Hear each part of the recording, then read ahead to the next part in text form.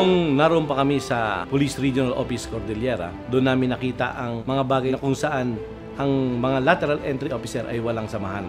Bagamat ngayon, mula nung mabuo ang APOLE, nagkaroon na kami ng matatag at malawak na samahan sa Philippine National Police. Napakahirap po na para kang kumakapa ng isang kakilala. Unang-una, wala po kaming class system that time. Pagdating namin, para kami tsapwera doon eh. Kaya, na-organize itong APOLE para yung na-experience namin nung araw ay hindi na ma-experience pa ng mga susunod naming mga junior officers. Nakita ko na buo na. Siyempre, kasunod noon, magkakaisa na at magkakasundo at magkakaroon, siyempre, ng boses sa PNP organization.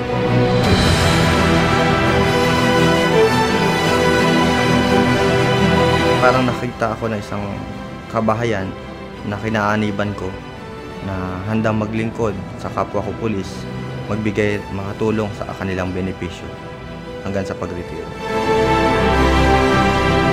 Since the beginning ng APOLE ay nagpa-member na ako. Kami yata yung kauna-unahan sa engineering service na nagmembro din sa APOLE. Naniniwala ako sa kakayahan ng APOLE na kaya niyang i-uplift ang mga members nito. Not just serving for one, but for all. Ito ang nagiging tulay upang masabi namin ang mga saloobin namin, lalo-lalo na sa mga nakikita namin anumang gusot sa aming organisasyon. Kung wala pong kakatawan sa lahat ng mga APOLE officers na ito, walang isang boses at maaaring magkawatak-watak. Kaya ang APOLE napaka-importante.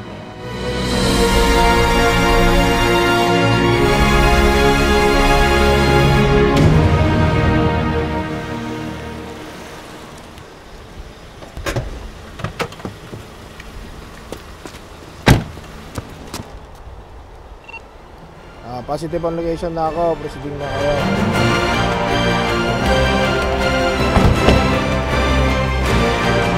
Ford, go, go, go!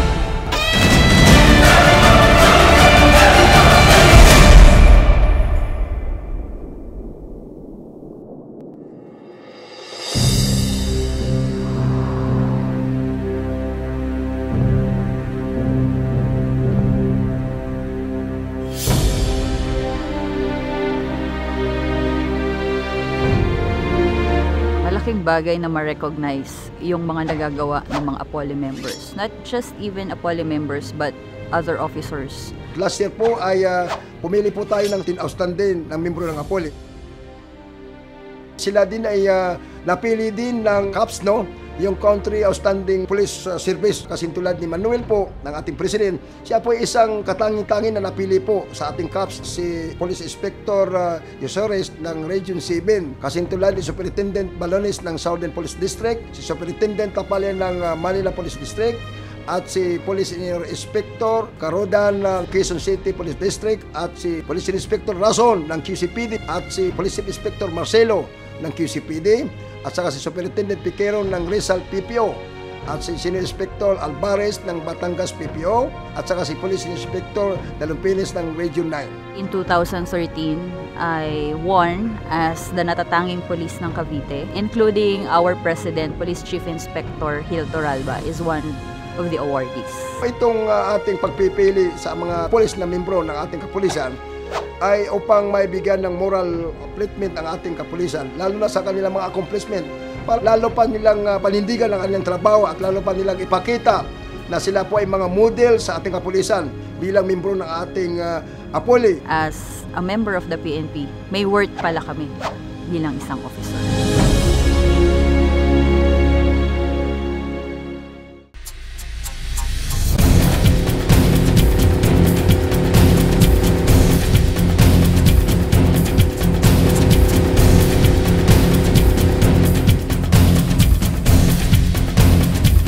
Dati po sa 6,000 plus na lateral entrance, only 2,000 that time ang members ng APOLE. Since na nag-disseminate kami ng information at saka nagkaroon kami ng campaign para sa membership with our colleagues, si Major Pamillaran, ay nakalikom kami ng 4,000. Marami na tayong tools in terms of information technology para magamit natin to disseminate nga yung mga information like for example, website, emails, communications.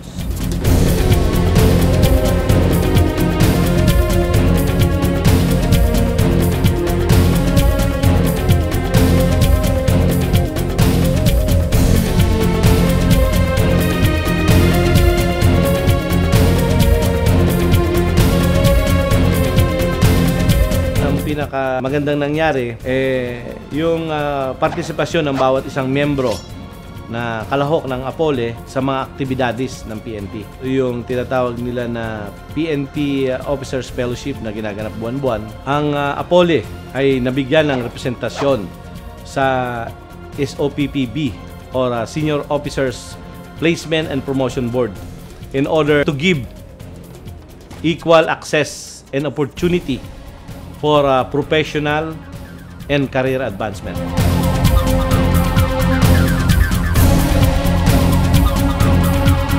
Ang APOLE rin ay committed sa pagpapatupad ng performance governance system and pursuit of excellence, integrity, and good governance. Na sa katunayan, yung mga officers ng board namin ay inanyahan sa isang pagsasanay na ginanap sa Clark Air Base noong nakaraang buwan.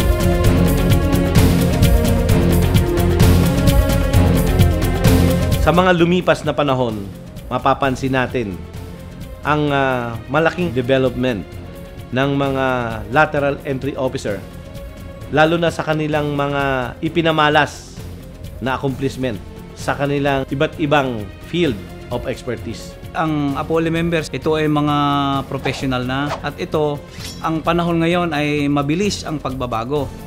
So ini-improve din namin ang aming profesyon para makapagbigay ng mas magandang serbisyo sa PNP at sa taong bayan. Pumupunta kami sa University of the Philippines para mag-undergo ng criminal procedure, arrest, search and seizures at tungkol sa evidence.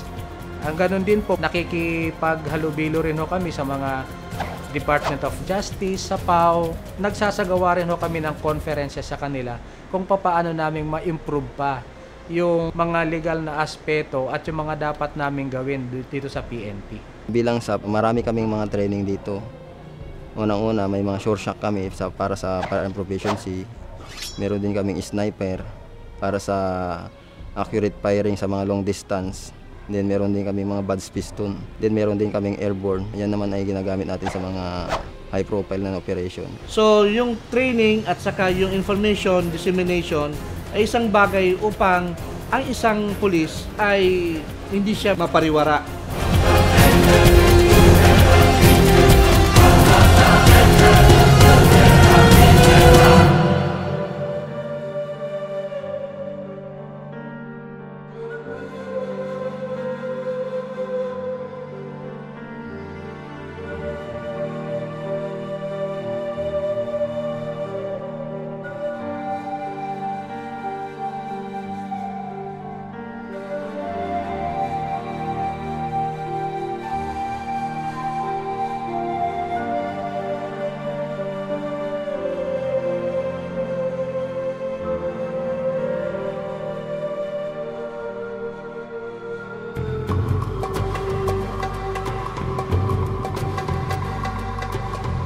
Last April 4, we have conducted the so-called medical outreach program.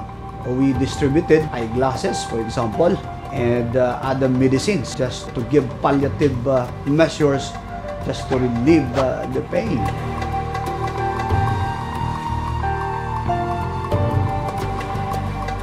We in the APOLE actually extended our help, and that is the greatest expression as humans for that matter, especially in conducting that event or program, medical outreach.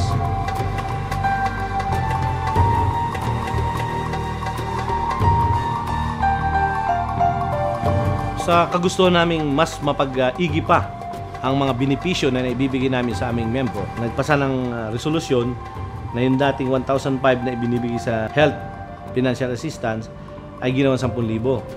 Tapos yung death benefit na dating 3,000 ay ginawa naming 10,000. Meron pa tayong idadagdag.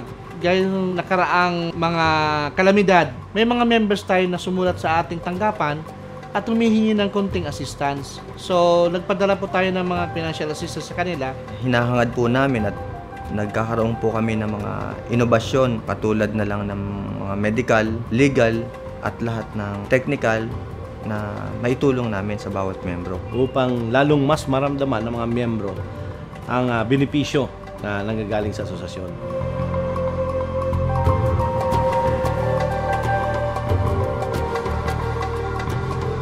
Huwag hong mag-atubili yung mga miyembro ng APOLE na kung meron silang kinakaharap na kaso, pwede silang pumunta sa aming tanggapan. Para naman po kung may gagawin na legal na hakbang, meron na silang libreng abogado. Kung sila lalapit sa amin, malilibre na sila sa acceptance na 50,000. At least nakatulong kami sa kanila. Habang lumalaki ang asosasyon at habang gumaganda ang mga benepisyo na ibibigay namin sa aming membro, makikita mo yung pagsisikap ng aming kasamahan dito sa board na mapaunlad ang aming mga benepisyong ibibigay sa mga membro.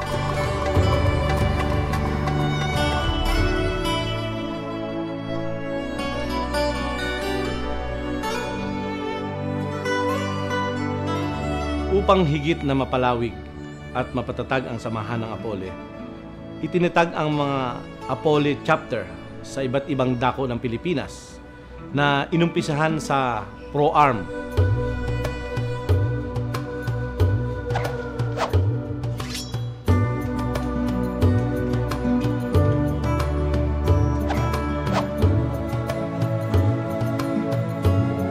Nagtatag din ang APOLE chapter sa PRO 11 sa Davao, PRO 10, PRO Cordillera, PRO 7, PRO 8. Nagtatag din ng mga district chapter ang APOLE dito sa Kamaynilaan na inumpisahan sa Manila Police District, Quezon City Police District at nagtatag din ng chapter sa Special Action Force. Napaka-importante ng mga chapters sa mga probinsya. Kasi pwede kayo magkaroon ng sarili niyong projects, pwede kayo magkaroon ng sariling program para sa kapakanan ng bawat miyembro ng APOLE.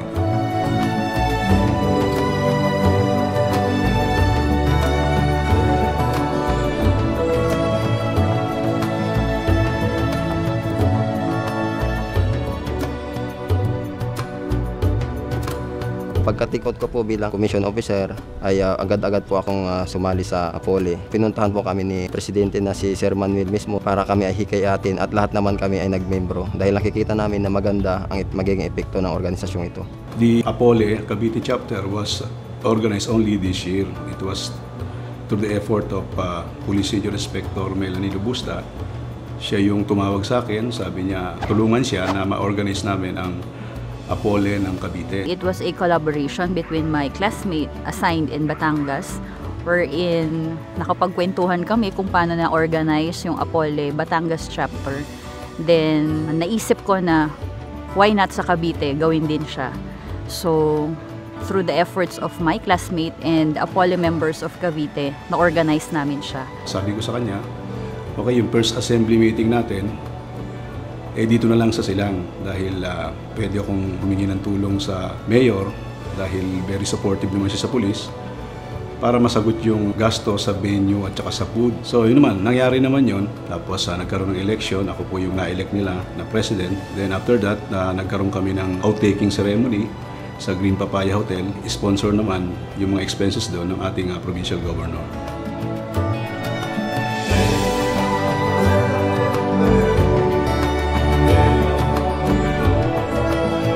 Nakikita namin ang APOLE ay lumalaki na. Hindi katulad noon na konti pa lang, unaware pa yung iba. Katulad sa amin, nag-umpisa kami sa mga 20 bilang lang. And now, yung mga engineer namin, halos lahat is member na ng APOLE. Isang bahagi ng aming programa na dalawin ang aming mga miyembro sa iba't ibang rehiyon. So sa ganon, maipatawid nila kung anong kanilang mga hinaing o kanilang mga problema pagdating sa kanilang career o personal man.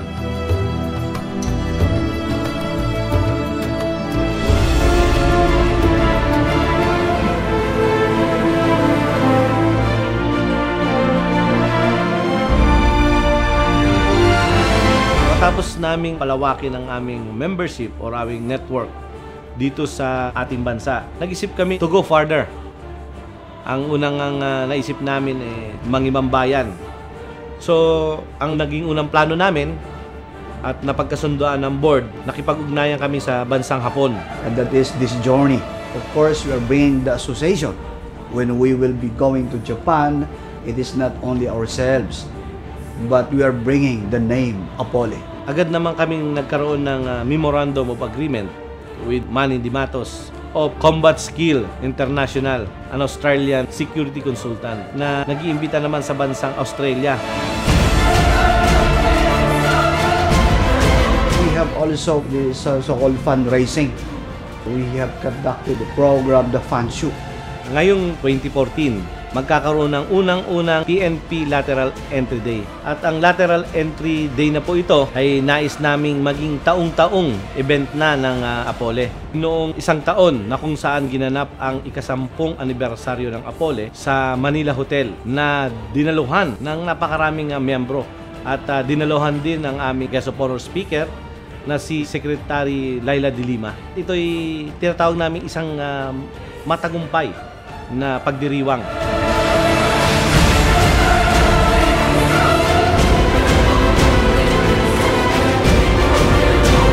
Pagtatayo ng Apole Building na kung saan ma-accommodate namin yung aming mga miyembro na nanggagaling sa iba't ibang lugar na walang matirahan sa Kamaynilaan. Siyempre, naghahangad din tayo na bilang isang organisasyon, magkaroon tayo ng permanenteng bahay. Na sa ganun, lahat ng mga gagamitan natin, personnel may house natin doon at mas lalo nating matutugunan ang pangangailangan ng mga miyembro. Ang Apole po ay nagsasagawa rin ng pag-aaral na kung saan magkaroon kami ng generating fund. Ang dream namin, maging financially stable someday ang Apole. Humingi kami ng mga opinion, mga idea sa mga financial consultant. So, aming gagawin ngayon ay magkakanda kami ng feasibility study sa mga miyembro kung ito ba ay acceptable sa kanila. This is an association, so kailangan namin din ng opinion ng aming mga miyembro. We are also planning many programs like mass wedding, like another medical outreach program, seminars, and so on and so forth that can booster the spiritual and the moral of the Philippine National Police personnel, not only the Apole. Ayon sa Apole bylaws, pwede kami tumanggap ng mga member from outside the Philippine National Police. Ito yung tinatawag namin na associate and honorary member. Magandang simulain nga na ang benomanong member namin walang iba kundi si Honorable Congressman Manny Pacquiao.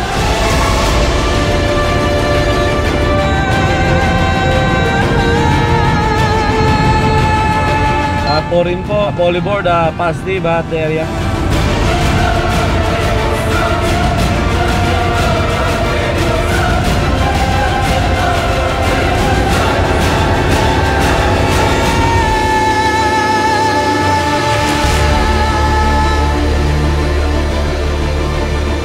Tatatagin namin ang gusto to para pagdating ng panahon, pag alis na namin ng mga nauna, siyempre magiging proud kami na maganda yung kinahinatnan ng aming sinimulan. Sana ipagpatuloy na lang to ng mga susunod sa amin ng mga batang Apole members.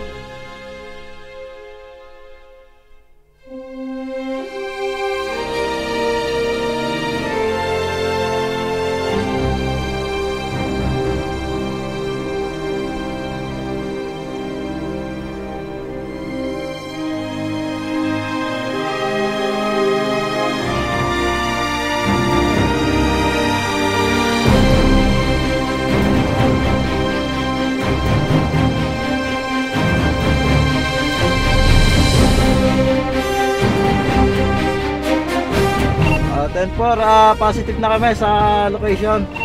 Positive na kami sa location. 10-4, copy. 10-4, copy.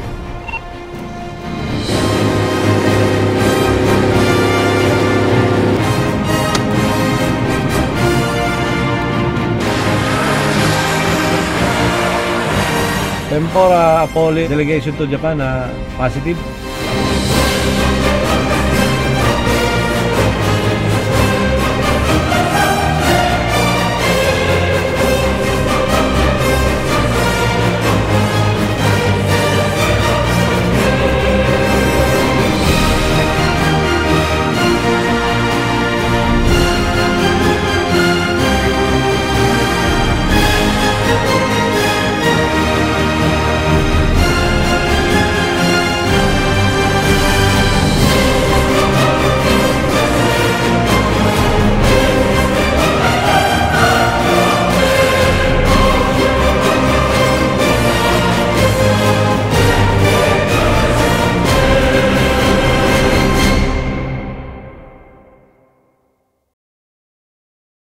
Kung lateral entrance ka, dapat a poly member ka. No man is an island. Pagdating ng panahon, at the end of the day, hahanapin mo pa rin ang kapwa mo lateral entrant na nandito sa Kraming. Ngayon, ang layunin ng Apollo ay mapalawak ang aming networks. Hindi lamang sa bansang Pilipinas, hindi lamang sa Asia, gayon din sa iba't ibang panig ng mundo na tiyak na papakinabangan ng aming mga miyembro sa darating na mga panahon.